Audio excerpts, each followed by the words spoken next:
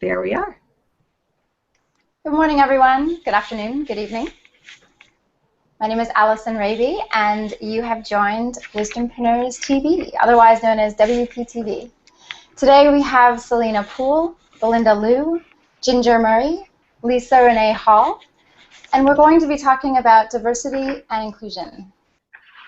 I'm going to invite each of these amazing women to introduce themselves, but first I'd like to invite all of us to just take a moment to center and breathe, that wisdom part of Wisdompreneurs. I'll ring a bell to start us off. I'll ring a bell to finish. And what I'd like you to sit into is to remember a time when you felt a sense of belonging. That may or may not have been with other, what we call human beings. It may have been when you were out in nature, or with an animal, or when you read a book, or some idea came to you through some medium. Anything else you can imagine or feel into, recall, and remember. When did you feel a sense of belonging at any time since the day you were born until this moment?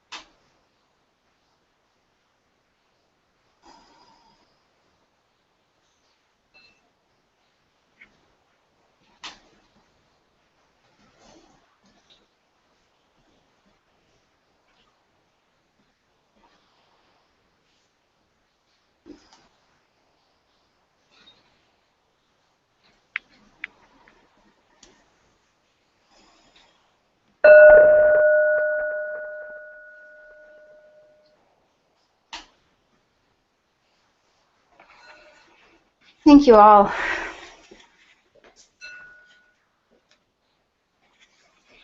So we have so many things that we want to talk to you about, and we have this incredible event series. We'll be inviting people into belonging that's coming down the pipe, but we really wanted to leave this time today to introduce one of the journeys that we're going to be going on as a community, that we're going to be inviting both with the Wisdompreneurs community, all of you, and all of you that are global community that we're a part of. And so we're going to have a discussion about what is this Tales of Inclusion thing, and we're actually going to also invite each of us, I'll be inviting myself and inviting each of these women, and they'll be inviting themselves to really model what is this invitation, because we're going to ask anyone who feels called to speak to their tale of inclusion. We will be sharing these tales in our community group on Facebook. We will be sharing some of them on our blog. They may turn into a mosaic experience that is based in technology, that is a shared history of our collective tales.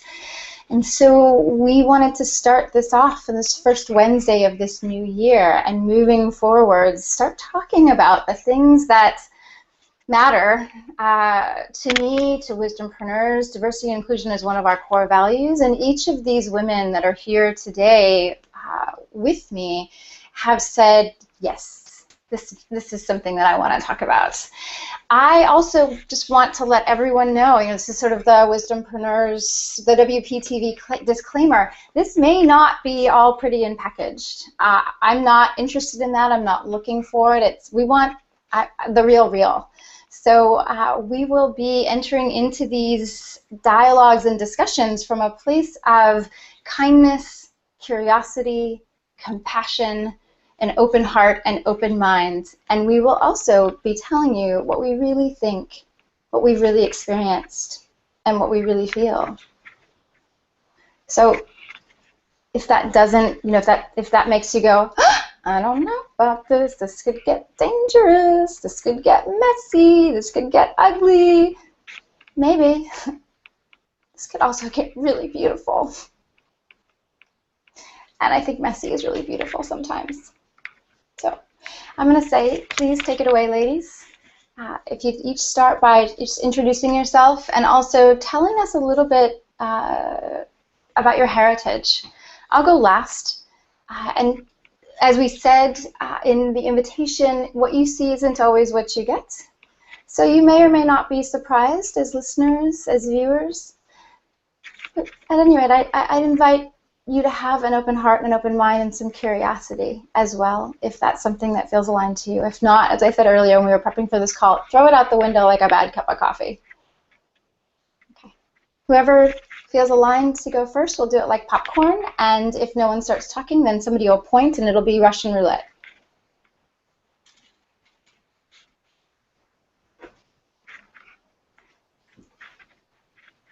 We're all muted, so you have to unmute yourself if you're ready to talk. But since I did, I'll jump in first. So I'm Selena Poole, and let's see, how do I want to introduce myself today? I have a company called Conscious Collaborations that I do communications and leadership mentorship with.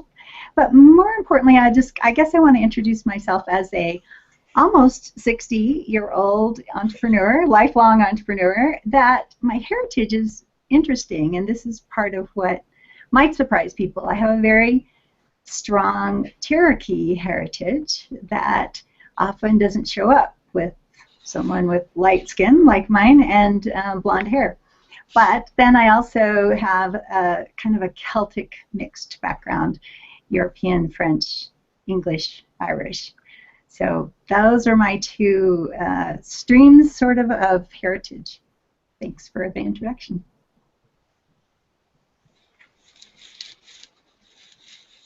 Thank you, Selena. Who wants to go next? Well, hi, my name is Lisa Renee Hall, and I am a recovering internet marketing marketer. And so what I've done, the experience I pull into what I do today is I help coaches and consultants use the power of storytelling to attract clients. And so no matter what tool you're using, if you're not telling really great stories, then you're just feeding the marketplace with content, and the marketplace is already saturated with too much content.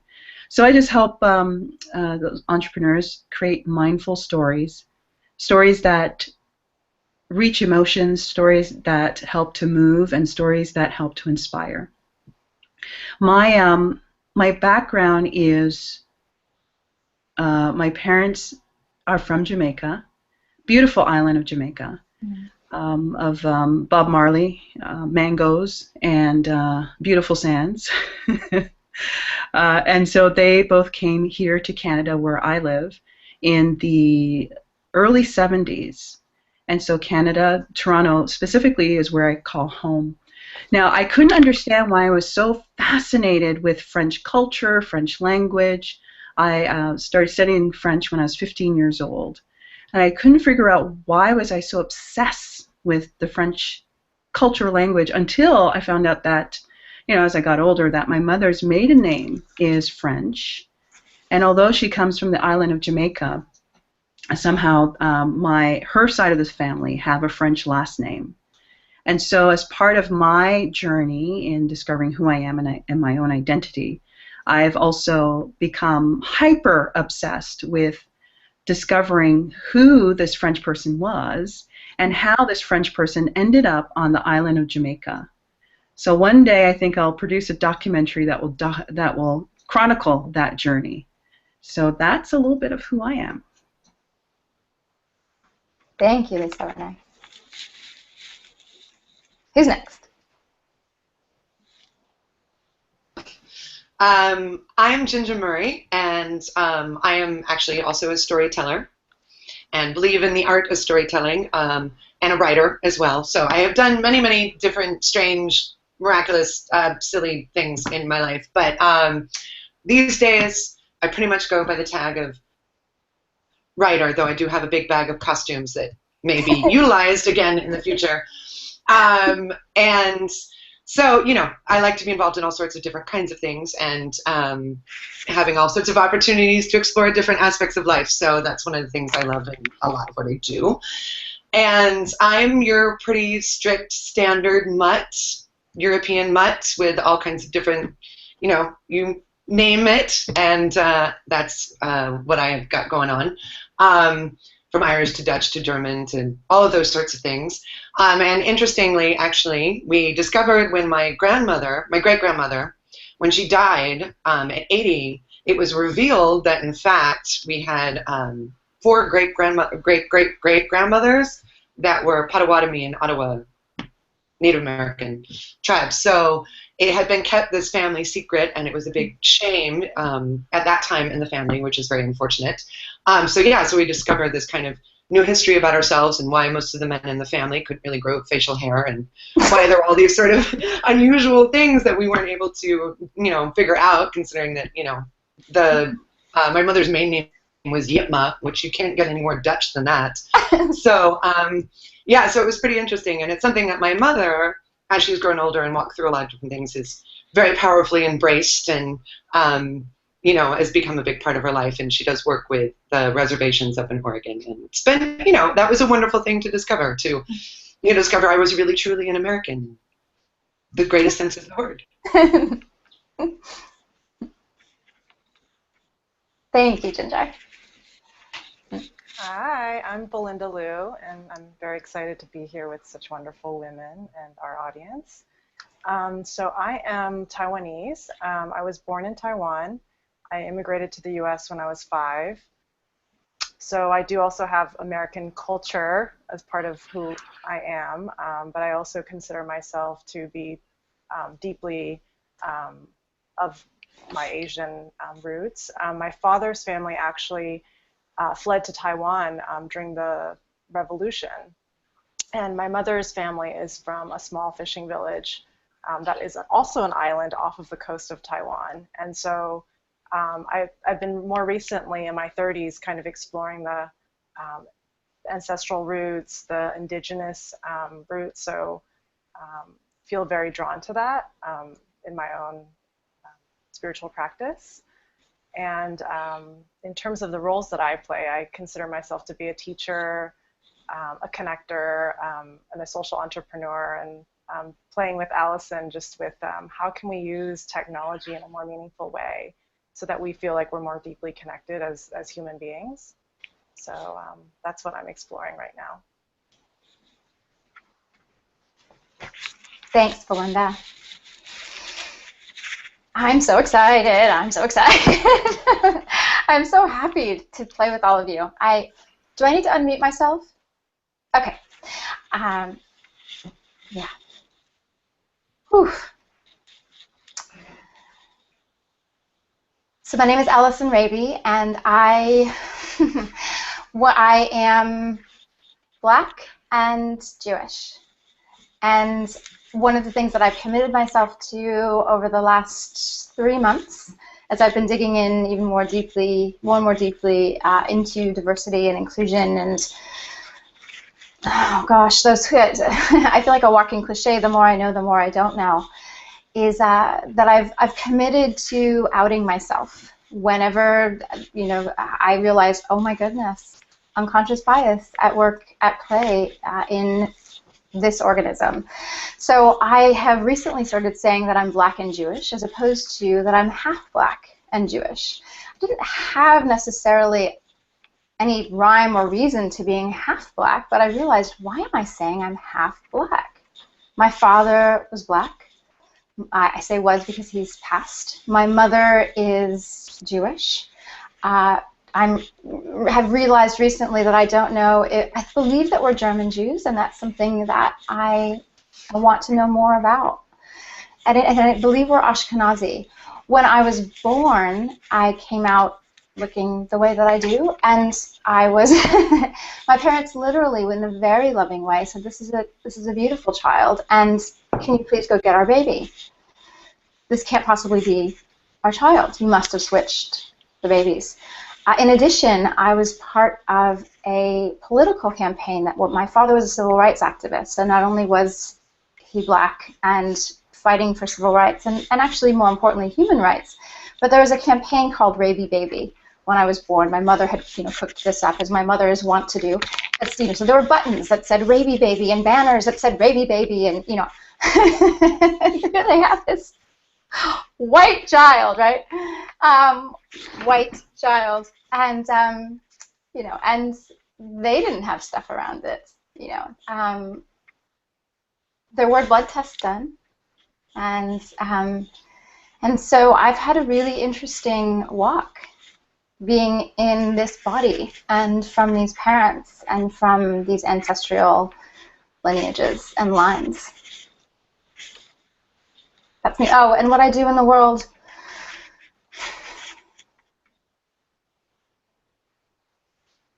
Right now, what I can say that I do is I'm asking a lot of questions to myself and inviting others that are willing to play with those questions, and a lot of them are about the topics that we're discussing today.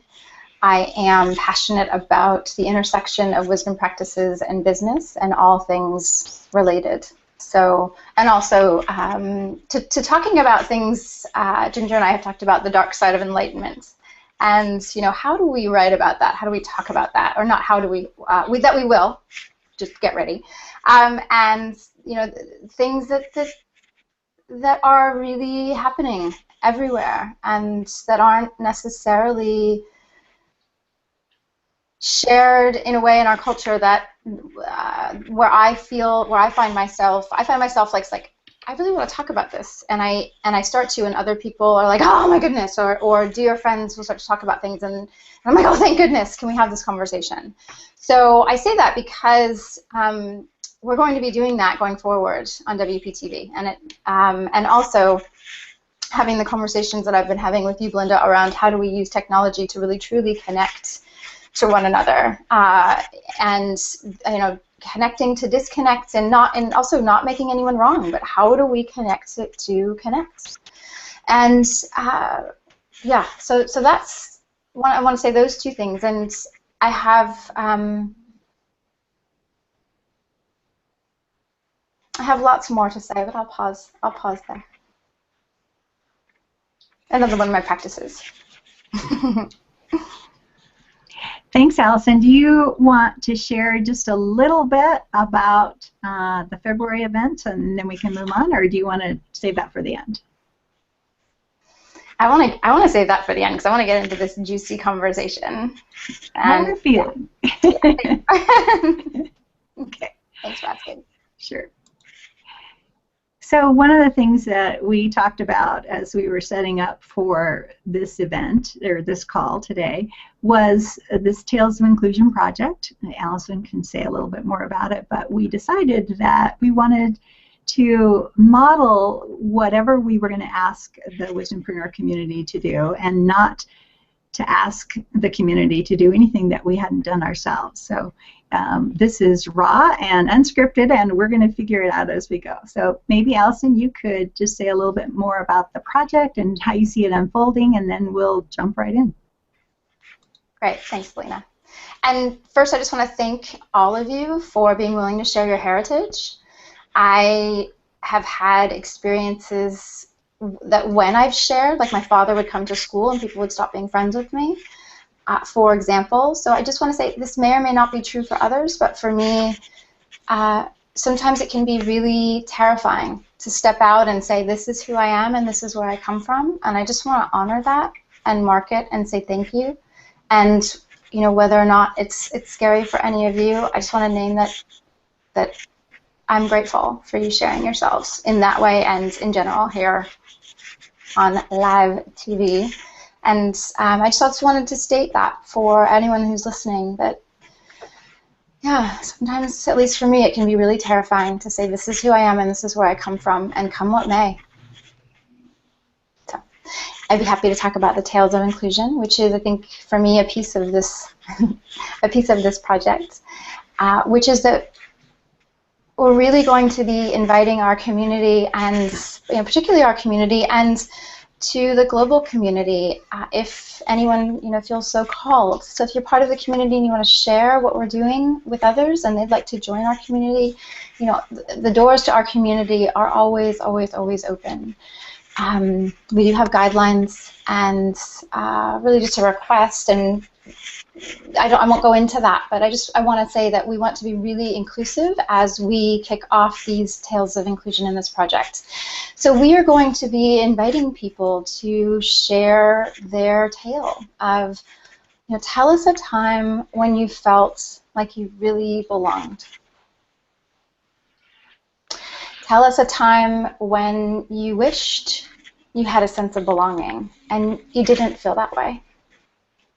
Or perhaps you even felt like an outcast. So those are the questions that we're each going to be speaking to. And you're going to hear from 5 women today, their tales. We're going to, or let me make this really clear and personal.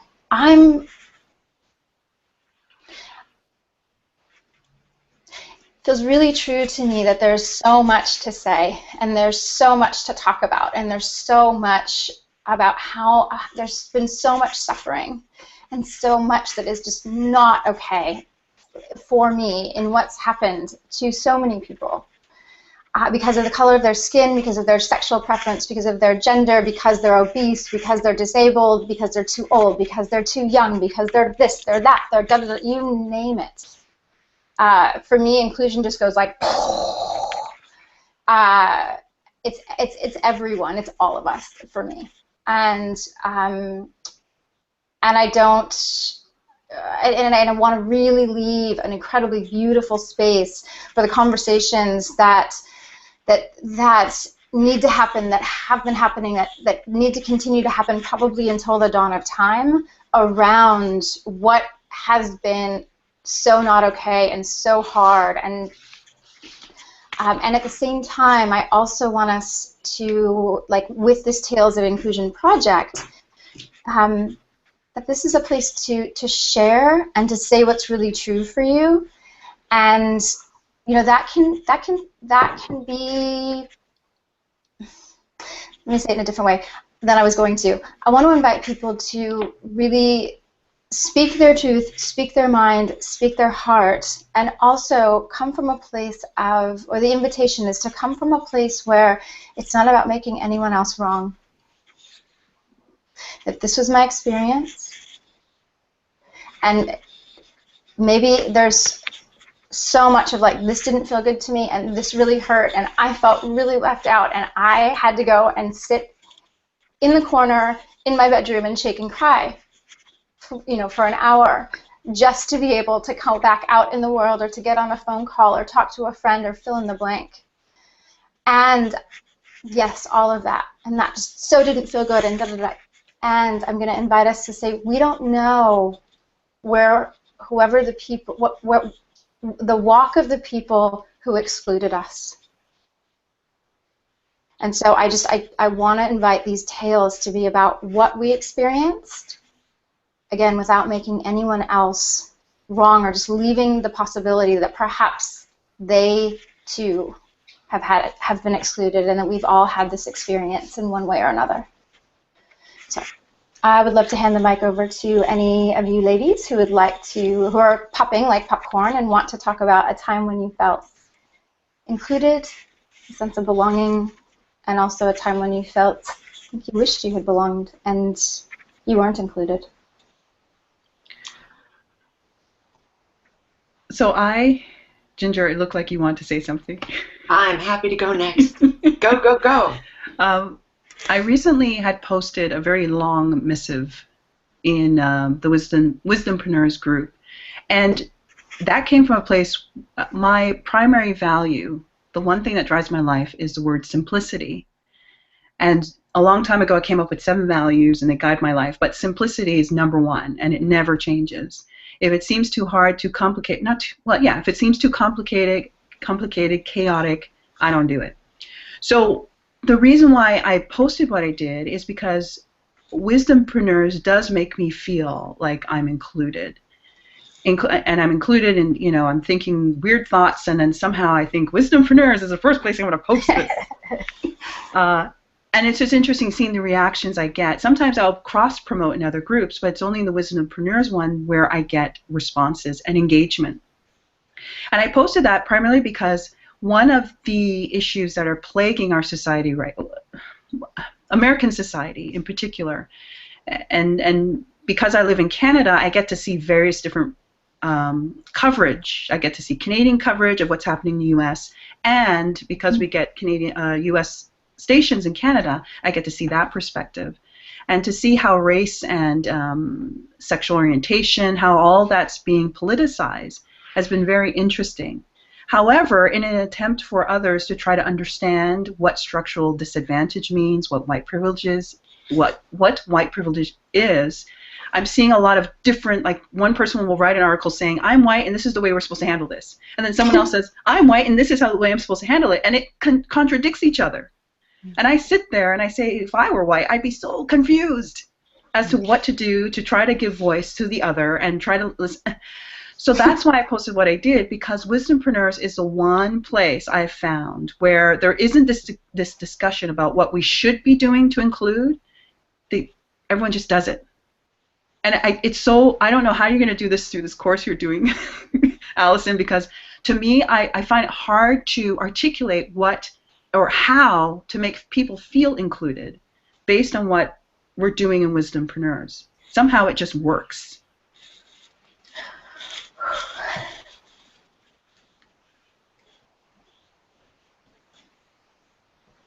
So that's what I can add. Did you want to also add one of your experiences with that, or is that the experience of belonging and inclusion? That's the experience. The only other time I've ever felt that, aside from my immediate family, the only time I've felt inclusion where my thoughts are respected, my expertise. I find that some groups, because I'm female, because I'm black, because there's subtle ways that people will exclude me. I wrote a book called Podcasting for Profit, and at the time when podcasting came out, it was brand new, very few people understood it, and I was one of the only women to have authored a book on that topic, and that came through a publisher, through a traditional publisher and everything. And to see that the community of podcasters locally to me shunned me was very disappointing. And the book contains interviews from those very people who eventually shunned me as well. And frankly, I couldn't understand until years later, as I was thinking about it. So, you know, that's their issue, of course. But that was a place where I felt excluded, given that it was such a small community. The only other time when I felt this sense of inclusion that I'm getting with Wisdompreneurs was when I was in my 20s. And I founded a technology association for blacks in the information technology field. And we had a membership of 2. It expanded to 200 within 2 years. I had a lot of media interviews, so many media mentions. It was awesome to be in that place. So to see that almost 20 years later, here I am, I found this group that includes me. You know, I know what it feels to be excluded and what it feels to be included. Mm-hmm. Well, I'm happy to jump in on that train. Is that I was, how should we say, I'm about as seemingly normal on the outside as you could possibly hope to get, right? There's no obvious thing about me that I would be excluded for. And when I was younger, I was even blonde when I was younger, naturally blonde. So, you know, however, strangely enough, I actually did become an outcast starting in the 5th grade.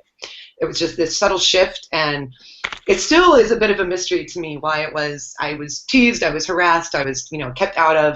It's kind of an, you know, interesting thing, but I sort of embraced that very early and decided to become the queen of the nerds, and developed a great affinity and indeed affection, a very special place in my heart for all those who, for whatever reason, have been excluded, cast out, you know, are a little strange. It's actually something I out of my way to seek out and to support. I did a magazine project that's about women and feminism and history, and it is a magazine entirely devoted to the bad girl, past and present, the one who is not seen as respectable, the one who would be the terrible role model, you know, whether it's a Wild West prostitute or a woman who fought for early, you know, birth control, you know, and on and on and on and on.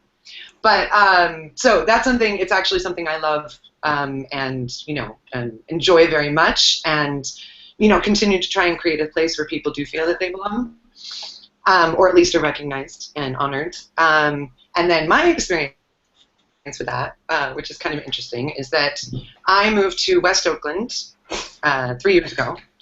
And when I first moved here, despite the fact that West Oakland, the actual population of it is very mixed, the only people that I would see out in the street, on their porches, at the convenience store were black. So you would naturally assume, a lot of people might assume, that I would feel very out of place and that this was odd. And in fact, I had a lot of friends, mostly white friends, warn me and say, don't walk around, you're crazy, you're going to get shot and mugged and whatnot. And I said, no, I'm going to walk around because that's what I do. And this is my neighborhood, right? This is my new neighborhood. And what I discovered is that far from getting harassed or experiencing any kind of violence, I experienced the exact opposite. I was sort of embraced by the neighborhood. I experienced incredible friendliness, kids walking with me for a while, people saying hello, people stopping to chat. I actually now know my neighbors, like, for real. You know, help jump your car, borrow a cup of sugar, help you move, trade plants, know my neighbors. I've gotten involved in a lot of the local organizations and with all different kinds of folks, and I actually had men in the neighborhood explicitly let me know that I was safe. They went out of their way, which is unfortunate that they felt that they had to do that, but they did, and that was amazing. And so I actually feel, you know, 3 years in, that this is home, that these neighborhoods, these streets, the people in it, that I'm home, and that's an amazing and wonderful feeling. And I've been looking for a sense of home for a very, very long time. So thanks, West Oakland.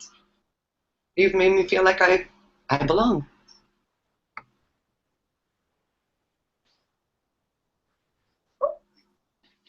So thank you, Ginger. I love seeing your kitty right there.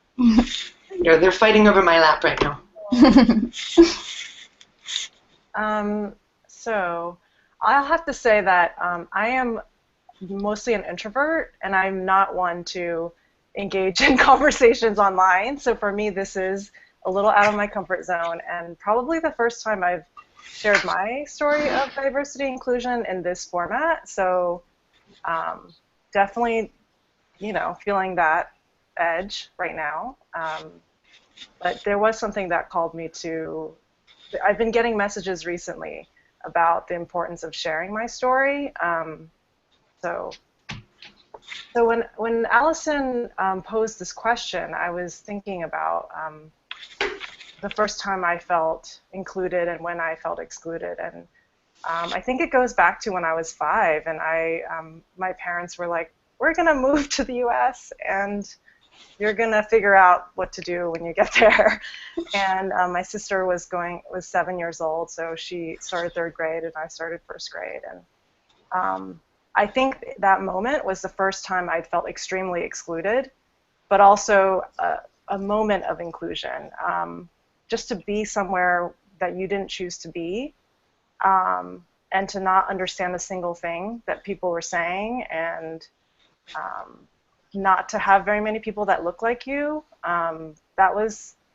felt extremely excluding. And I remember the one thing that my teacher did over the course of that month was she sat me next to this Korean girl because she thought, well, she might feel more comfortable sitting next to someone who looks like her. And I think what made me feel included was being able to be that quiet behind this, you know, just blending in the background, being able to copy whatever that my classmate was doing and just follow, you know, just pretend that I knew what I was doing.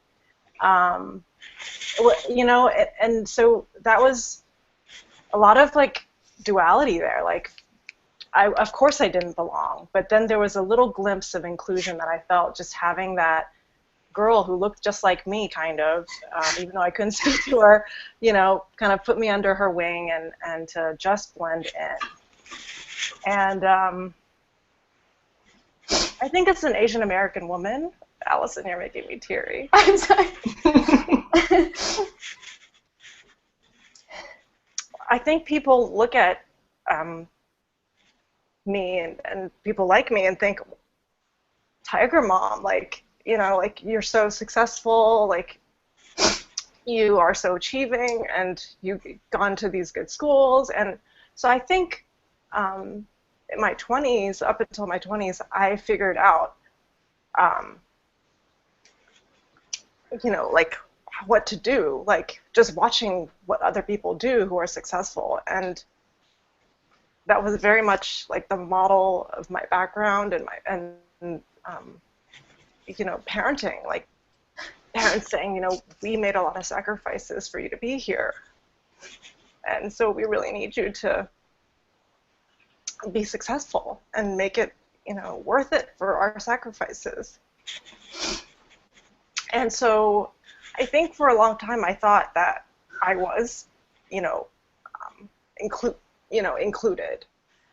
And after, I think in my late 20s, I started to kind of have this realization that it wasn't authentically who I was. It was a lot of like what society thinks I should be and what my parents think I should be. And I started to kind of go inward and kind of explore the question of, you know, who am I really?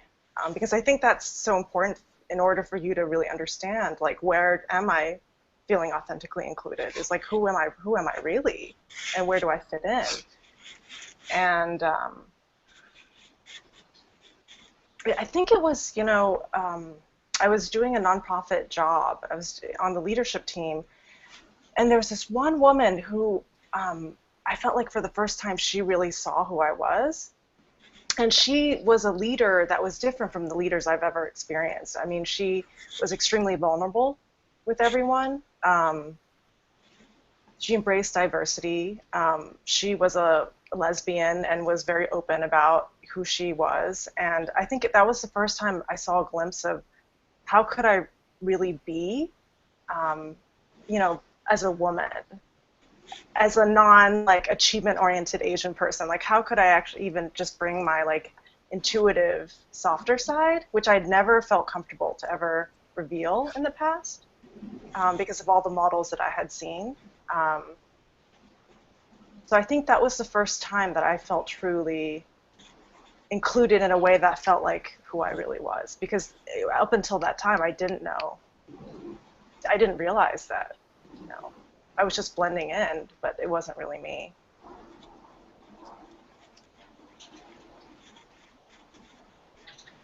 So can I just ask, Allison, I see you tearing up a bit, and Belinda as well. What's happening for you in this moment? I think for me, it's just like, I've never shared the story in this way, and so like the storytelling aspect, I feel like I'm experiencing that whole journey again.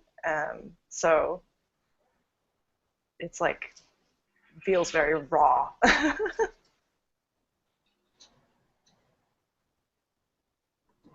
I just want to say thank you for sharing it. I mean, it's such a touching story, and I feel like we're so honored to be some of the first people to hear it. Thank you. Yeah, and I want to respond to your question, Lisa. I've been tearing up since you started speaking, and that continued in listening to you, Ginger, and to you, Belinda.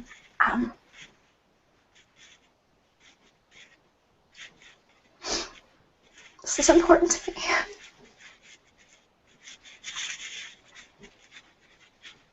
And I could say a lot more, but I'll wait until it's my turn. I wanted to answer your question. I think think it is your turn. It's your turn. Yeah. Your turn, my dear. Okay.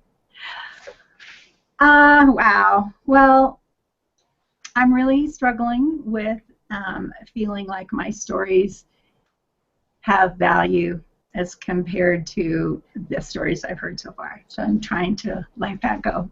Wow.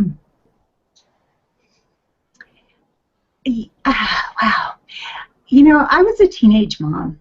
I was a great student in school, semi-popular, and kind of very good student, and got pregnant when I was 17 and ended my high school years. I ended up getting my high school diploma later and going to school when I was 30.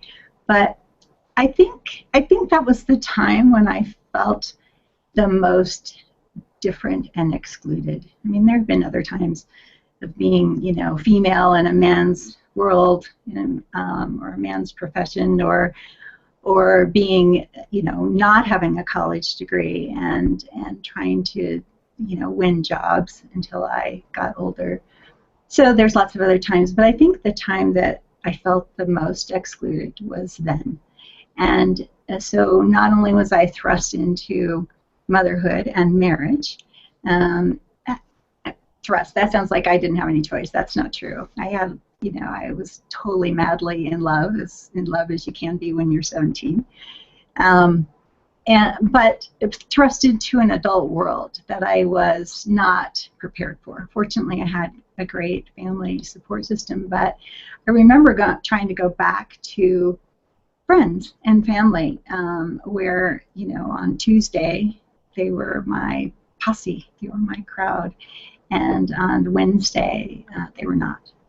And so just having those experiences of all of a sudden being different and excluded from conversations, from invitations, from circles of people that, you know, my heart was still very attached to, and all of a sudden I was not part of those groups. So as I'm listening to your stories of exclusion for your, you know, either your heritage or other situations that you found yourself in, being in a new place or something like that, I have such compassion and tenderness for you, and also for that 17-year-old version of me who really, I kind of went underground for a while. You know, I stopped. It was too hard to regain my commonality with friends and the folks who I'd been raised with and known since I was little, and all of a sudden I was in a different world. So I understand a slight bit about how that exclusion happens, and yet there's been many other times in my life when I've felt terribly included by new communities where I've been, and you know, one of them is as some of you may know if you're following me on Facebook, is I just moved to Santa Fe a few months ago, and this has been an incredibly welcoming location and town. Both the people, the culture, and the land has welcomed me in a way that is very unusual for me. I think I'll stop there.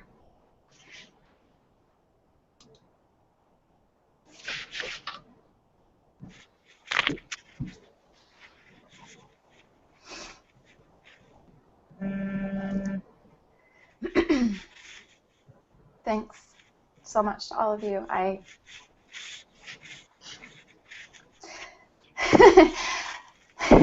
For those of you that know me well, you know that generally not having words is not one of my issues.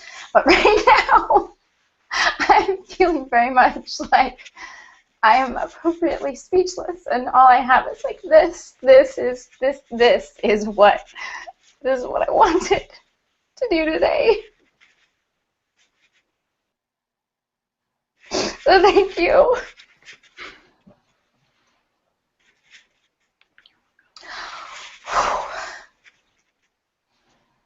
And I'm a little embarrassed.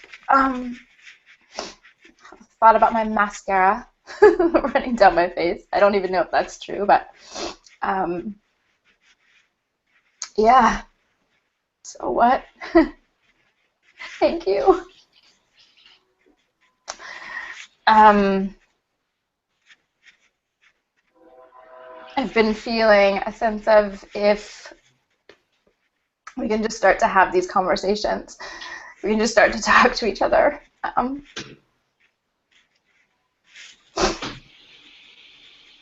that was, you know, an experience that I've been having with people that I know and care about and love, and also literally with strangers on the street. I mean, it's been really quite interesting. But, you know, I didn't know what would happen if we all got together on live TV, and, you know, so I'm feeling a lot of gratitude. I have so many stories or tales of inclusion or lack thereof, so it's hard for me to choose. I'm feeling a sense of belonging right now in being with all of you, and your willingness to share. And I could say more about that, but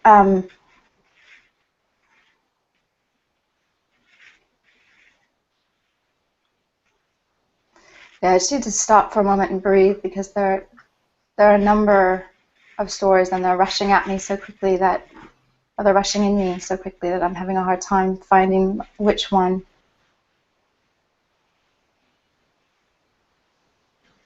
Well, the one. Yeah, go ahead. I was going to say, the one that keeps coming back, and I keep like dismissing it, and I dismiss it a lot, and it comes up in my, it's sort of one of these things of like, really, Allison? Really, like, this affected you this deeply, of all the things, blah, blah, blah. And it comes up in my personal work. It comes up all the time. It's coming up again now, so I'm just going to trust that. When I was, I moved a lot when I was young. My parents got divorced and stayed really good friends. And at one point I went to Philadelphia to live with my my dad and my what at the time I called my stepmonster. And no offense, Teresa. And my parents, my father had to drop out of school when he was about 6 or 7 and get a paper route to help feed his family, and didn't learn how to read and write. And so he later taught himself how to read and write, and became a teacher, and was very committed to education. My mother's parents were both teachers. My mother was a teacher, and so education was really important to them. And we didn't have any money, but they put me in these private schools, and which was definitely a blessing. And I was in school with people that, you know, own dynasties and were, you know, I won't mention names just because I don't have anyone's permission to do that. But you know, I was chubby. I was always the new kid. Pretty much every year of my life, almost most years of my life, I was in a new school. So I'm in Philadelphia, and I'm taking the train to school by myself. And how old am I? I think it's 8th grade, but I was 2 years early, so I was about 11, I think. Yeah, I was about 11, and 10 or 11, and I was 11. And the other thing was that my dad was really in a place of, I love you, and like, you're gonna figure it out. You've got it better than most people in the world. And so when we lived in Africa, for example, I walked to and home from school by myself when I was like 8. This is true when I was in Philadelphia. It's like, yeah, you get on the train, figure it out, you know, come home. And I remember for kind of the first time in my life when I was in Philadelphia being embraced by the popular girls. And that had never been true for me before in my life. That was not true at all. And it was fun, and you know, there were certain like things you had to wear, and I didn't have any of these things, right? But they for some reason, like, I don't know if I was strange enough, or I was like new enough, or I was something enough that they embraced me, and I really felt a sense of Like, okay, I get to like be in this circle for the first time. And I also had all these other friends that I had made before they embraced me.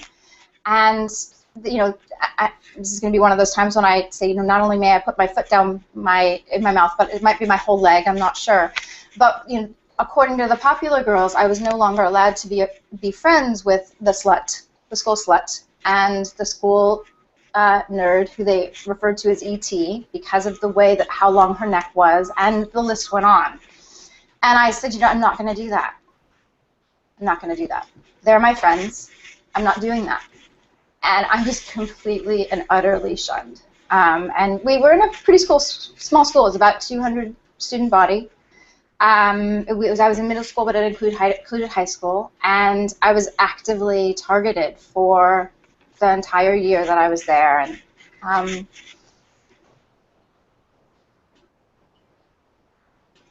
I stayed with my friends, my real friends, and I'm glad.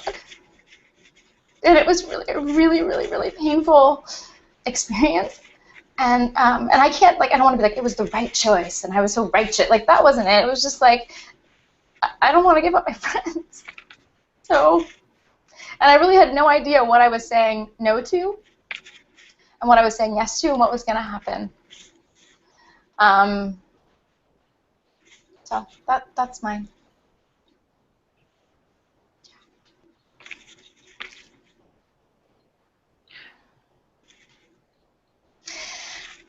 I have something that I want to go grab really quickly and read. It's like a 30-second read. So will you all do questions and comments and talk amongst yourselves and know that I'm leaving for a reason because I feel called to share something with all of you? Absolutely. Awesome. Be right back. And that's perhaps, Selena, did you want to mention some of the events that are going to be coming up in February, and then what the show is going to support, or continue to be talking about as it gears up for the conference? Okay. I'll get myself resituated. I'm a little bit out of the loop other than just the list of them, but I can mention the dates, which are February 17th, 18th, and 19th is the Wisdompreneur conference that will lead into the Wisdom 2.0 conference the 4 days after that. So I just know it's going to be an exciting mix. There's lots of activities happening, and on the way to that, there's many programs and initiatives and sponsorships and workshops that are being planned. And so I just know there's lots of folks working in the background. And there is a newsletter, I believe. Oh, yes. That Allison said she mailed out this morning. So that will tell more of the details. And I'll also jump in and say that there is, yeah, if you go to our events page on our website, Wisdompreneurs.com, there is information about the Shift 2016, Shifting the Paradigm for Real. And along those lines, one of the days that we're doing in February is a day-long experience on exploring diversity and inclusion.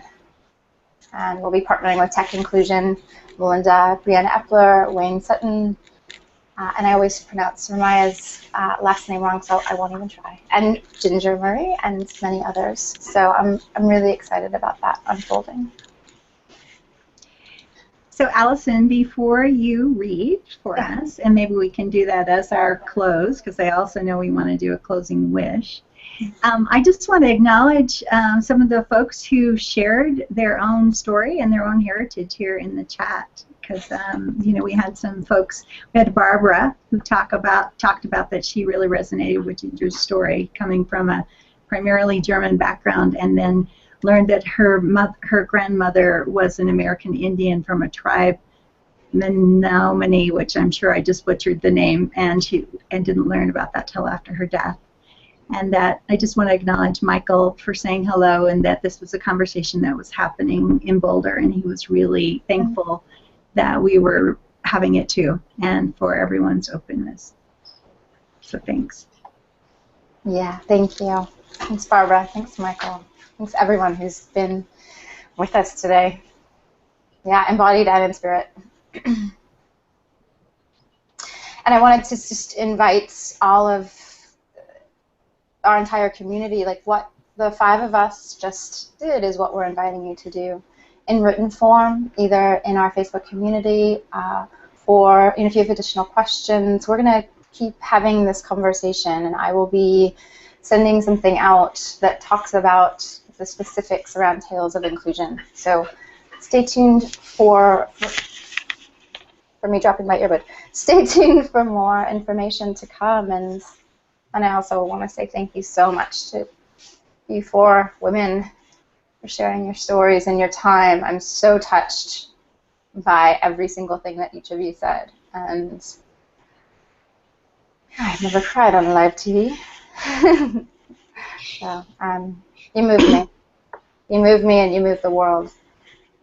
And may all of these drops go into the river, and the rivers and that flow into the ocean.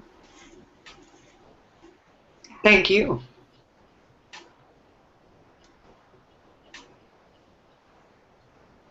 What else?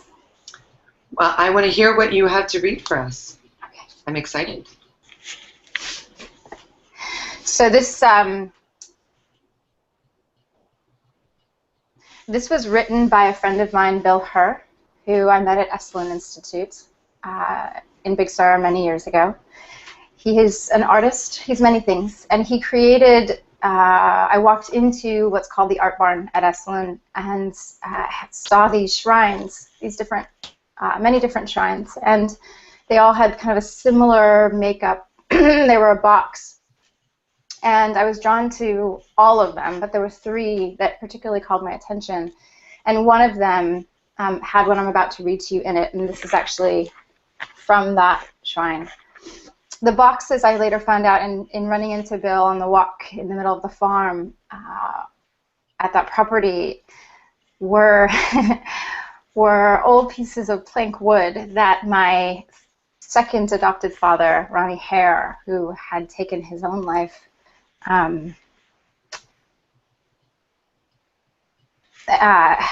Bill had been dear friends, and Bill had taken those planks and made these shrines. Too many things, but had taken Ronnie's wood and fashioned something out of it. That was a sacred, universal shrine, and I feel in many ways we're all sharing our individual tales and our individual altar experiences, or things that we might place on our altars if you do such a thing, or maybe it's just a spot corner, or maybe it's in your heart. I don't, to each their own. And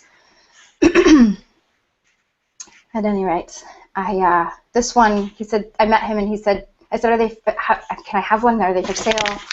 I don't want to take them away from other people. And he said, well, they're not for sale, and I'm giving them to people when that feels aligned.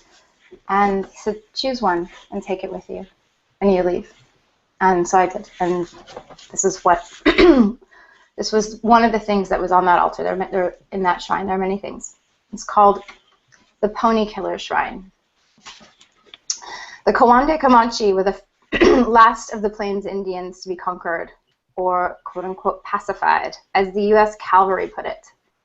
Buffalo hunters, like the other Plains Indians, they held that animal to be sacred, their source of food, clothing, shelter, and heat. But their ponies were their spiritual hearts. The Kawande were the horsemen of the plains. They had originally been the nomads of the Lejano Escatado, the name given the great staked plain by Coronado when he traversed it 300 years before and left behind a legacy of strayed and doubtless stolen horses.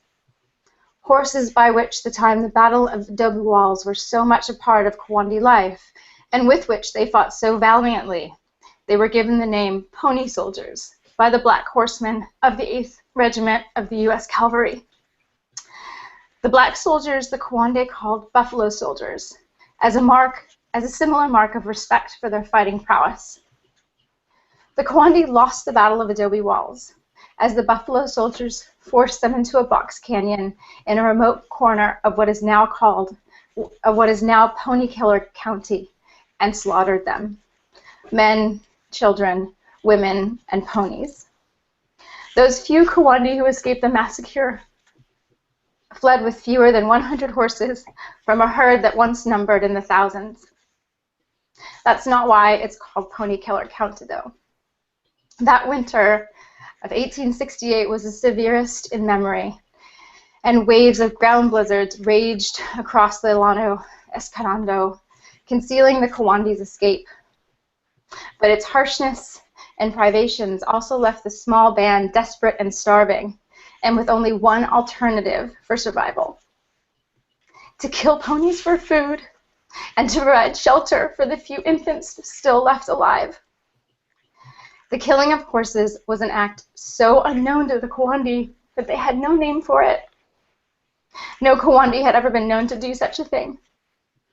The idea that a man could violate such a taboo was so alien they could not imagine he could even be a Kawandi. Yet still, such a man was to be chosen. One of them would have to kill the ponies, some for food, some to be exercised so the children could be sheltered in their hollowed-out bellies. One of them who would then be outcast and no longer numbered among the Kawandi. The man henceforth to be called the Pony Killer. The Pony Killer's original rattle was said to be made from a buffalo gonad. This shrine's rattle is ceramic, pit-fired, with pony hair from the gazebo pony, peyote. The Pony Killer's shrine is dedicated to the social outcast in each of us.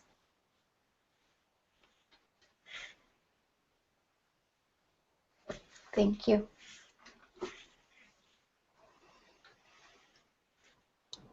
Thank you, Allison. That was extraordinary. Thanks a lot.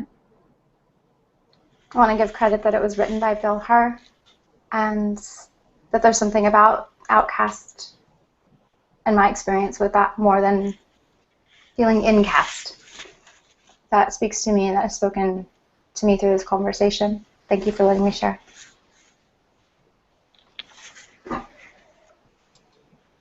And do you want to end with a wish for what's next? I would love it if someone else, or if each of you, would end with your wish for what's next. That would feel great to me. Okay, can I call on you, Lisa, first to go? Absolutely. Listening to the stories of inclusion and exclusion, it brings up something else for me, and which is my wish. And my wish is that we approach each other with a powerful sense of curiosity. That's the word that Allison used right at the top of this episode when we got started. And to be careful about ascribing a narrative to people just because of the way they look or how they talk. Just because I am a Black female who identifies herself as right-leaning, who identifies herself as Christian, doesn't mean that there's certain beliefs that I believe in. Doesn't mean that there can be assumptions made about my experiences or the pathway that I've taken. So my wish is that in people, when meeting others, will step aside and step around what they see and instead dig deeper into understanding who people are and where they come from.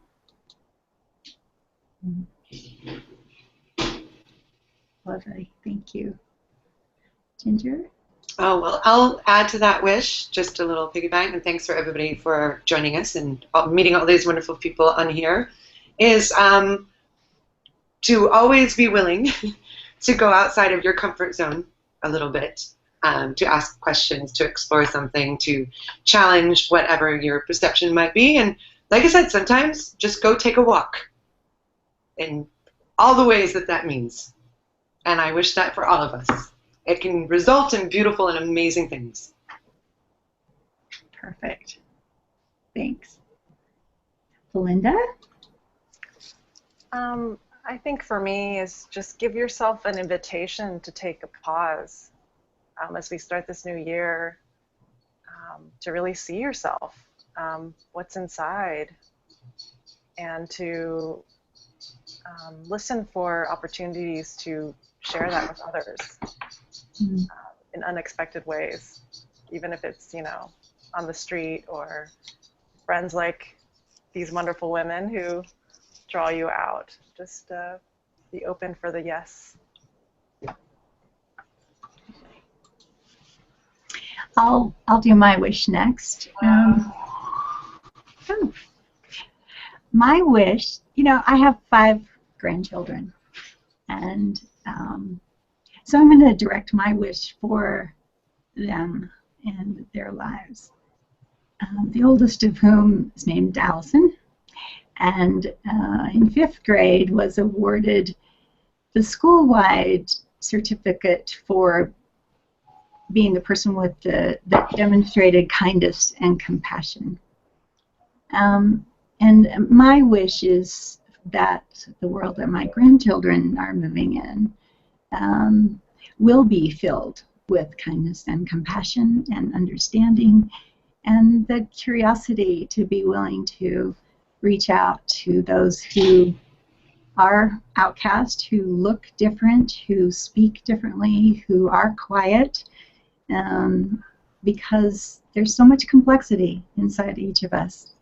My wish is that each of us going forward have more capacity for reaching and understanding that complexity. Thanks.